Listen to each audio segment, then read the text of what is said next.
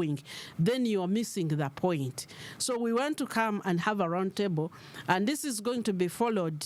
We have developed an understanding with the School of Economics. We are going to host these public discussions. How do the economists help the scientists to identify the beneficial innovations, because we are missing that. We as scientists, we are doing the technologies, but they are the ones. Now, for example, when you talk about coffee, we the scientists disagree with the economists. And so we want to sit and talk. When the economists insist that we should be selling green beans, for us, we think there is a point at which we need to process. And we have moved. We have, for the first time, exported ground coffee, because for us, we have done the science.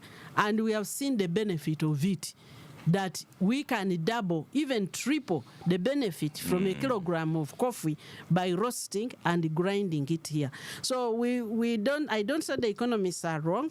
I'm just saying, let us come together and discuss. Then you talked about the taxes. Yeah. Now, when you're 2 minutes, yes. Yes, when you are developing an industry and you have an infant industry, you have to be very careful on how you allow that industry to grow.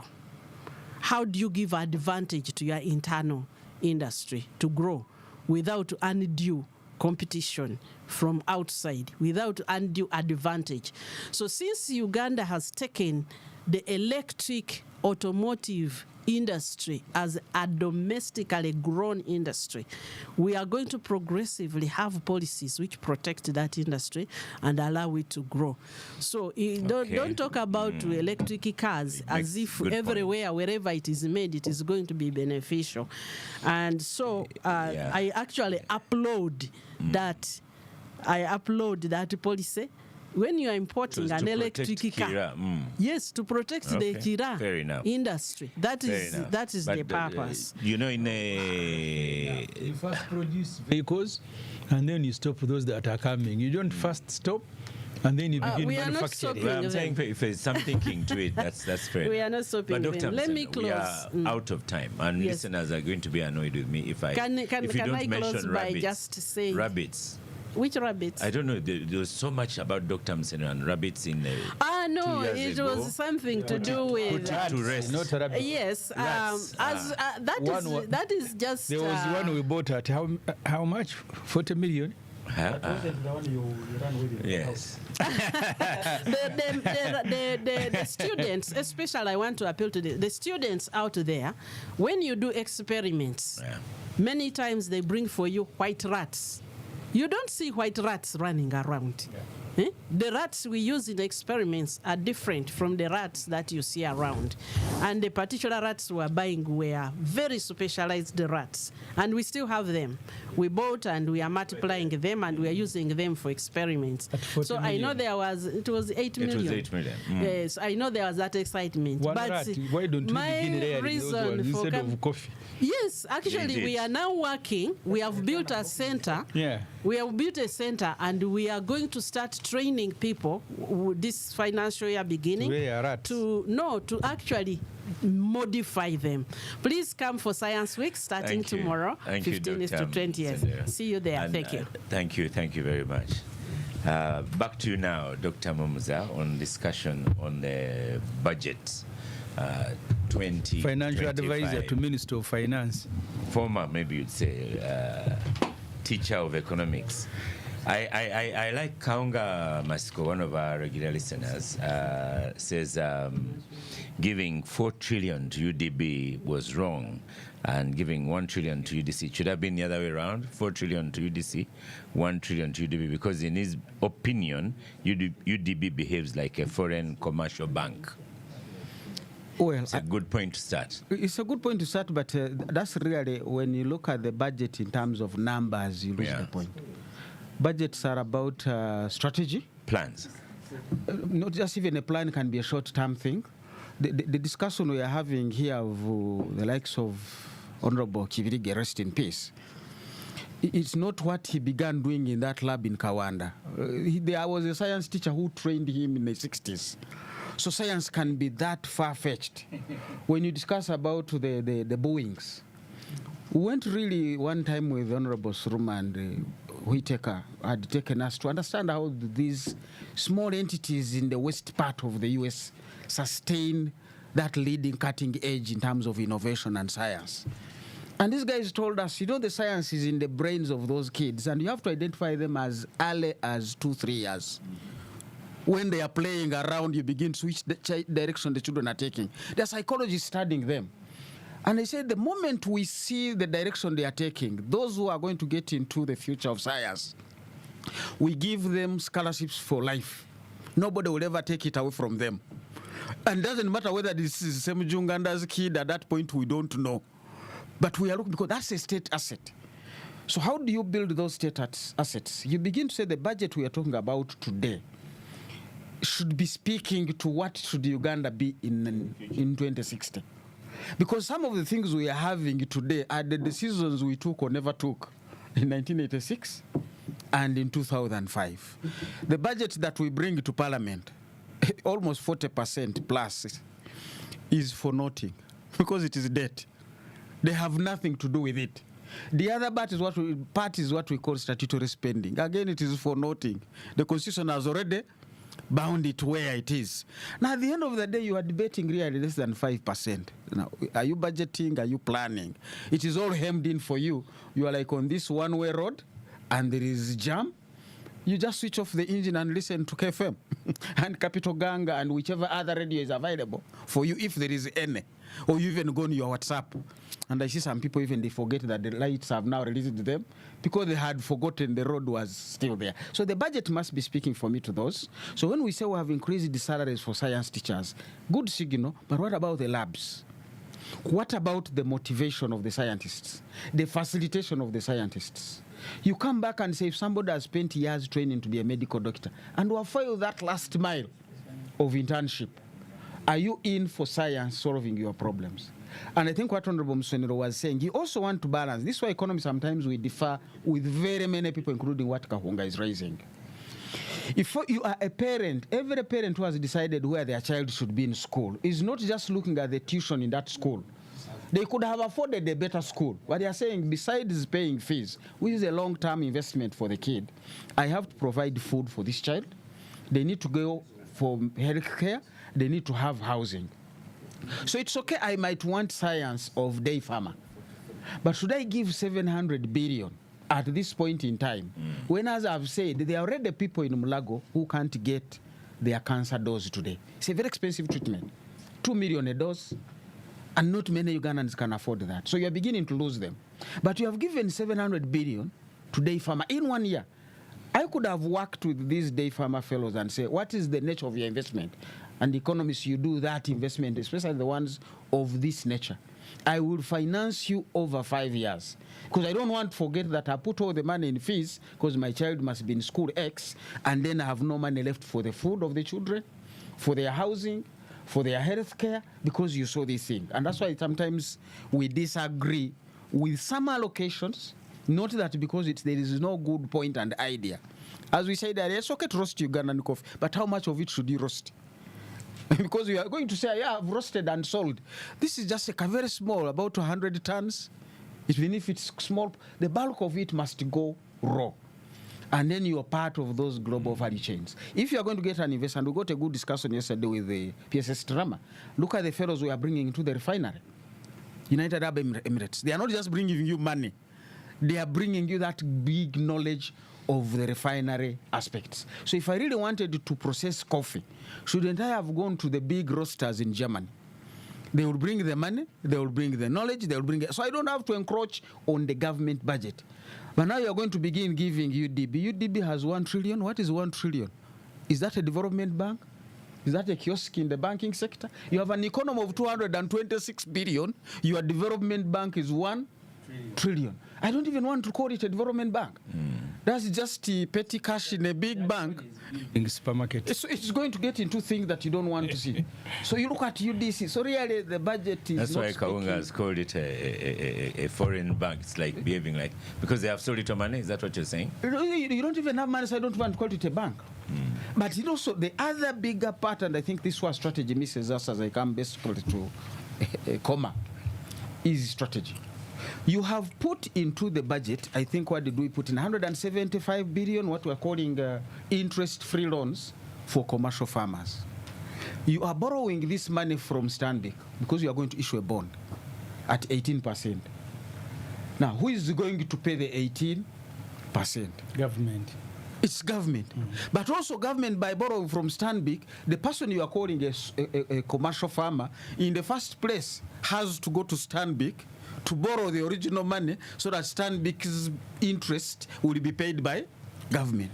But now when this guy as an individual goes, because government went to the same Stanbic, picked out a cost-free loan at 18%, Stanbic is going to lend to this guy at 35%. His business will never even take off. So who is fooling who in these logics and Oscar, dynamics? This Dr. Professor Mumuza is the advisor to, he has been, I don't know whether he still is. Now he's a lecturer at but also we still advise. Doctors will tell you, don't do this, don't do this. Yeah. We have had accidents. The road has advised, please, at this point, drive at 100. You find somebody at 140. Now, does that mean UNRWA and the Ministry of Works was wrong? They gave you the advice. They will even tell you don't overtake. The line is very clear, continuous in the middle of the road. The road speaks. So giving advice, I don't want to blame the advisor, but the person on the steering wheel. What were you doing overtaking in a corner? Sometimes that person is not there because he has died. But also he has killed the others in the process. Let's go to Honorable Semuju here. You have, should I call it a minority report or alternative report? But I want to congratulate you for that report. Yeah. You liked It it. has very good content. Apart from the beginning, why must you start your report by saying Museveni and Kasaija, both aged 80 years, presenting a 72 trillion? Is it connected with? Are there In my agents training, connected? Oscar, as a journalist, Yes. a human being, the attention of a human being is divided to so many things. My job as a journalist is to draw the attention of that person to what I want to say. You are an MP now, not, No, I am, not but journalist. there is no training for MPs. So maybe that first paragraph you could have excused the And that's what he was 80-year-olds. communicating. Why have you started with it? Because it is the beginning of your report. Exactly. It isn't. But 34 trillion to be raised by URA, and you pass this in May 2025. It's no wonder now URA writes to me every week on a fine, a penalty, whatever. Most of them incorrect. I think the policy of government, even when you read the domestic revenue mobilization strategy, they committed themselves that they want the tax to GDP ratio to at least raise up to 17. But at the moment we are averaging 14, sometimes even less. Yeah. So the point, The Oscar, highest has been 14. so the Professor Mumzas can tell us why a GDP of now declared, because 226 trillion. Why can't that GDP give us 40? Because in the development report, development plan, I think the target is about 50. I'm not sure. Yeah. I mean a cow, Oscar, a dairy one. You feed it with the must commensurate to the investment that you are making in that dairy animal. So this is what we keep grappling with every year we are in Parliament. Because if you go back to 2021, 2022, those financial years, URA on average has collected about 25, 26 trillion. So the tax collection has been growing by about 2 trillion every year. So the target Actually, they put in 25 is the highest, and that 26. 26. Okay. Yes. So the target that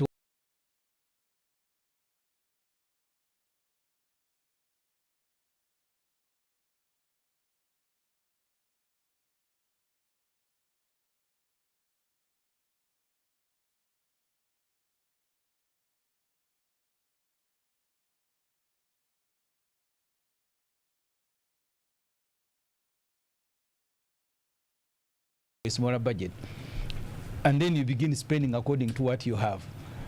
We've never gone beyond 52 trillion.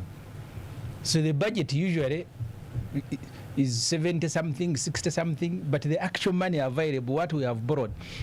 I was telling the Honorable Musk has been processing the budget. In his own document, he says, first of all, money in the international market is no longer available. That so these lenders are actually concentrating on their own economies, and Trump has made it even worse. So they will not have money. And that's why if you look at the list of those who are lending us money now, the IMF is at 12 trillion. China is growing by day. China is now at 9 trillion. It is the second biggest lender of money to Uganda. And understand Chinese loans. This financial year, no, last financial year, China collected from Uganda in terms of payment, 650 billion, 222 billion in interest alone.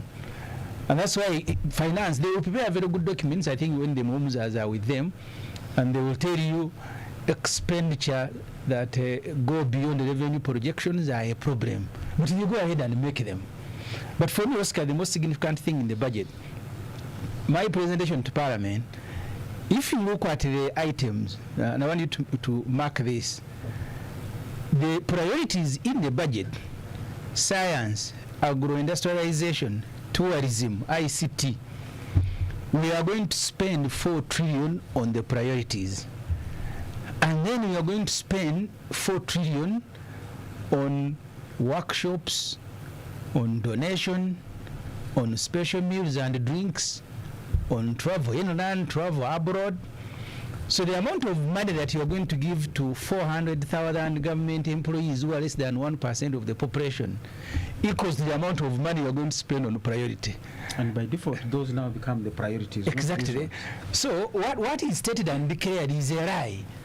And Abdu, and I want to thank him. So when you tell the MPs that actually this budget is just a lie, then MPs will jump up, they will shout at you. Because how can you, this next financial year, which begins just 2 weeks from now, you're going to spend 960 billion, almost a trillion, on travel inland to fuel Dombo's car to go to Mbarara to campaign, to stay in a hotel. Because all these government vehicles that you see... Last week I noticed he has an escort. Yeah, and why shouldn't he? Why shouldn't he? Previously he didn't have. Yeah, but previously was it the dome of today? Ah, okay. But conclude with that sentence. Yeah, so that's what the budget is, that the stated priorities receive less. Yeah. What is not stated as a priority receive more. So my fear is that this budget cannot take us anywhere. We will continue just surviving like a child survives on the street, because someone was saying that economic growth will be at 6%. Even children who are abandoned by their parents and on the street, they also grow. But that's not the life that they want to celebrate.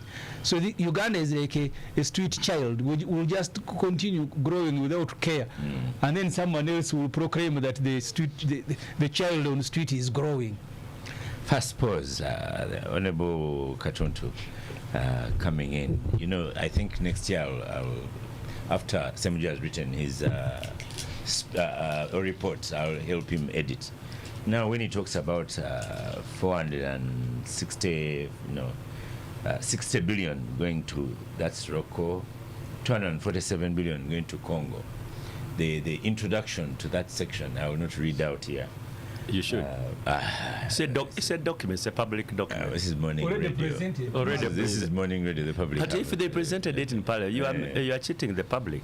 So, but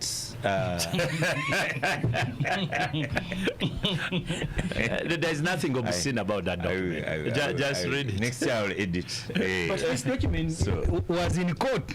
Yeah. I am not the one who invented. So that content that you see there was... Edit will not read. That's the problem. Just read it. Have the courage to. No, not today.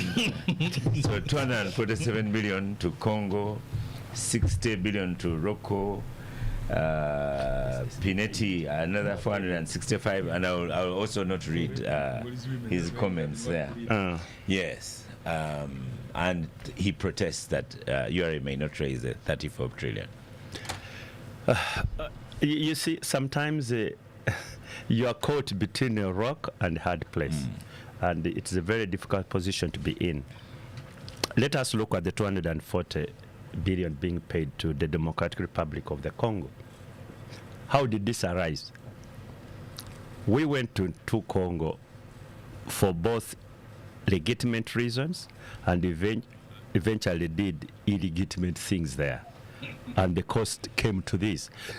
As you know, DRC took us to court. And we lost the case. When we lost the case, we were required to pay close to 100. No, $6 billion US. Yeah, it was a lot of money. So we went and negotiated to pay less over some time. And this 240 is part of the part payment. What we should have asked at that time as a country, Parliament, many, especially members of the opposition, raised this issue. How did we arrive at that position? Who are the people who committed all these problems for us to pick the bill? Because we went there and started, one, I think it was about the behavior of the UPDF, both in terms of treating the Congolese people, but also getting our ugly hands to Congolese resources, plundering really. So who plundered? And because if government keeps quiet and doesn't come and explain to the people, we are paying this money because our soldiers who went into Congo committed bad-mannered soldiers who went there committed these financial crimes and so on, then that's a problem. So this is a bill which ordinarily we should not even be thinking about, Oscar. But there we are, there's a judgment against us, we have to pay it. Because this sort of judgments or international obligation can be executed. Tomorrow I don't want that the Uganda airline plane to be flying to South Africa and is impounded there, or even any of our international transaction to be garnished. So the other amount was about what? About Pinet. Yes. 460 I think Pinet has been one of those sad stories in the recent history of our country.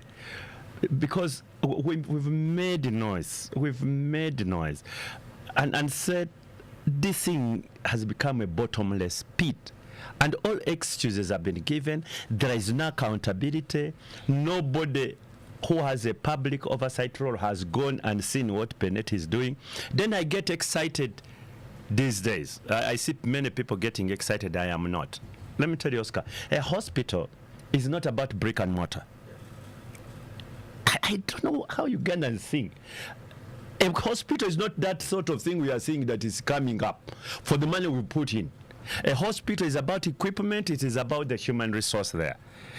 And if just putting brick and mortar has taken us, the first payment we made was around, I think, 6 years ago. Last parliament. Last parliament, the first coin we put there. But brick and mortar, which anybody can do it.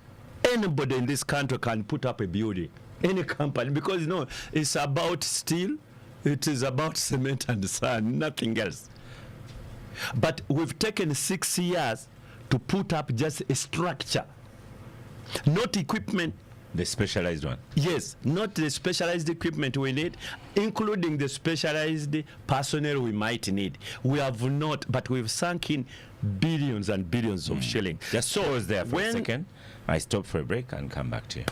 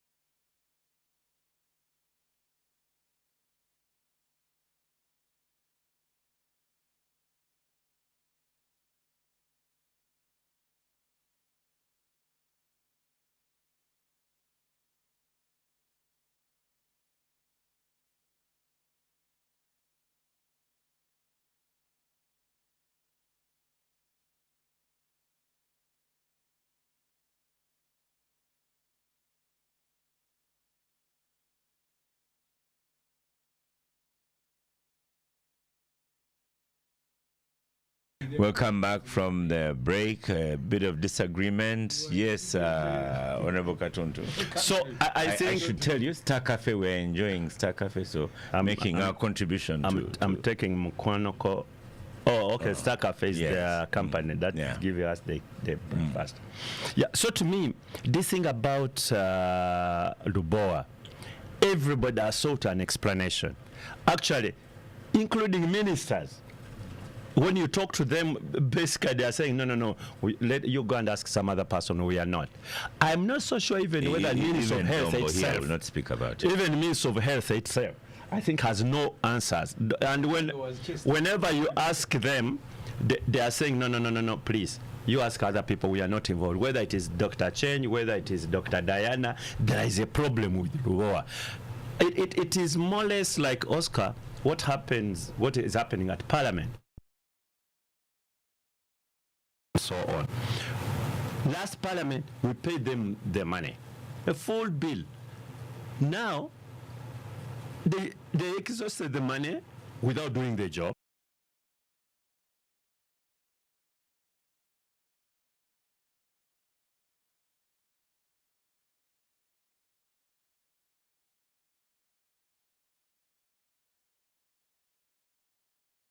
Shares 60 billion. No, the total is 200. 200. We are now paying them over a period. Yes. So it's like, okay, maybe we buy what we call preferred shares within your company. Not because the company was doing well, but because the company was doing badly and it needed liquidity.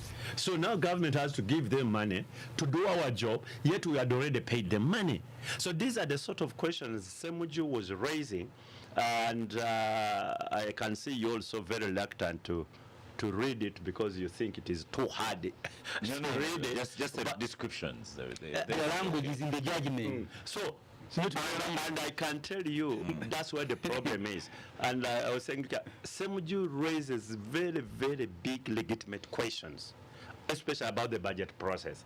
And then there are those people who are excited, they're happy with the language he uses. Then there are those who are also annoyed by the language. And both of them miss out the point. But these are the legitimate questions we should be asking as Parliament. And I've got to congratulate him as the Shadow Minister of Finance because he has done his job. He's also brave to speak about Sheikh Mubaje. At a brave, Oscar. This is a budget. In the budget, Mubaje has 14 billion to pay because he sold the land in Zimbabwe. You know, Idi Amin gave the Catholics, the Protestant and Muslims I recuse myself from that decision. each five, You are saying it's a public document. each 5 square miles. So Mubaje sold the 1 square mile to one buyer after a period of, he also sold it to another. They had come with a court judgment and order to attach the National Mosque. So he runs to Museveni. In this budget, he has 14 billion to repay the debt. So my issue had nothing to do with the Mubaje, but my issue was with borrowing money at high interest to pay private debt. And then you classify it as public debt. Because even Rocco borrowed from DFCU, from Stambik, from everywhere. They failed to pay. The same applies to Pineti. And actually with Rocco, Parliament had intended to call on the guarantee of the banks. Then the president said, no, we shall cause a problem with the banks. Let us just give them money. But these banks, I'm sure they should have done due diligence on the person they are guaranteeing, because that's the risk they take. And if it's a bad debt, it's a bad debt. Yes. Yeah. They should be able to pay the price. Why should the common man, the taxpayer, pay a bill because DFCU was eager to get some little fees to guarantee something which they had not done due diligence about? It doesn't make a common sense, neither does it make economic sense, not even legal sense. Emmanuel Dombo, let me trust you to find the positives in this budget. Oscar. They are there. You always ask us the negative. Oscar, I'm asking him First to and present foremost, on the positives. listening to the members of Parliament speak makes me get worried, because I don't know They approve the budget. whether the constitution changed or what they are supposed to do changed. Because I was in parliament myself for 20 years. And I know that the rear guard and front guard and side guard that the people of Uganda put are the members of parliament. They not only approve the budget, but it is one of the few countries in the world where the loans are approved by members of parliament before government executes them. So our hope as people and voters are purely members of parliament who were given the powers of court in the execution of their work, either to summon or to invite or call for evidence. And this is something that we did for that over that period. And Honorable Katuntu here was very good. At times he was a lead counsel in some of the select committees. Honorable Semujunganda, at times he becomes naughty for political expedience. But I know he's a very knowledgeable person who can still help Parliament do what it is supposed to do. But going to the positives, without necessarily going to the figures. The other day, I met young people, and they were talking. Some of them were borders, and one of them said, "Chi Uganda, Chinyuma." Chi Uganda, the country. And even on social media here, there is a young man who went to do TikTok from Rwanda, and it has been circulating. And when he came back, he said, "You people don't know how beautiful Uganda is." Without looking at the figures and looking at how far we have moved, in Christianity we say Beneza, you can see the milestones that have been overcome because of the good work that has been done by our vision bearers, by the technocrats, but also at times by the members of parliament when they make decisions in parliament. When you look at the macroeconomic side, you can see that there has been growth in the country. You can see this growth in individuals. Look at the members of parliament. Just at the ambience, how they look like, those who promised that they were going to parliament to fight against President Museveni, they ended up getting to parliament and getting transformed, either economically or socially. Those are the basics without getting the figures. When you look at the economy, our currency is one of the most stable currencies in the recent history. Professor will tell us how we have come to this. Professor will tell us how we have come to this. But these are positives. And the other day I read how the IMF determines poverty, that people living to $3 per day. In Uganda, a family can survive on 10,000 shillings. Eating a balanced diet, living well, and being very happy. So Uganda, although we have the other economic challenges, but within the means that people can work hard, even that little money can make us survive, unlike in the other regions. I was looking at the level of exports. I think Uganda is the only country in the region which exports more to the neighbors than it imports. And there are bigger reasons what this brings about to us as an economy. When you look at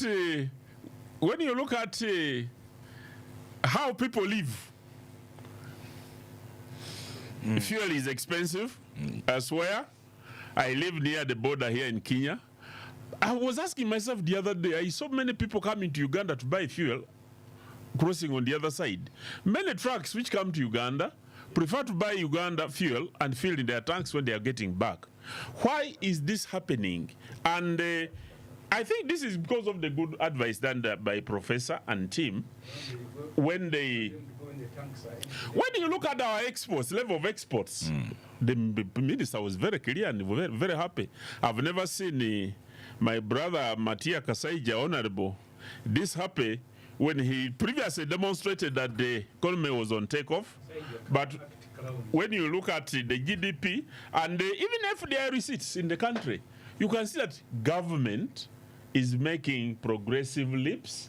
And it is the work of Parliament now to ensure that the leakages in the budget Because that's where our biggest problem is. What Honorable Katuntu and Honorable Sebujunganda here is talking about, we have a lot of leakages at the level of collection of the tax. The minister promised to do something and undertake some reforms and import technology in order to fight against leakages. But also the people themselves, these issues which have been defining here. How can Peneti keep taking money and you cannot get to him? And then you keep approving more. And you're members of parliament. Because that's the power of the purse. That's what I was used to be told when I was a member of parliament. How can you be a member of parliament and you can't ask the hard questions? At least let them provide the answers. Because even when we were in parliament last time, and there was a very big argument at one time whether we should summon the president to come and appear before a select committee. And we had to get a compromise where the committee had to go to State House, meet the president, but the president... The president will come. The CDF the president provided answers. But these days, you hear members of parliament, they are supposed to, even when they could use the budget as a sanction, not to do things until certain things have been done, they renegade. They renegade on what they are supposed to do. So this budget, to me, when I look at the various sectors that have been allocated money, you see that there is a lot that has done to stimulate growth. The only challenge, now this as a beneficiary, let me talk about this. There has been some proposition which has been made. Government provides a lot of money, wealth creation funds, but also money to help private individuals like the farmers. I'm a farmer.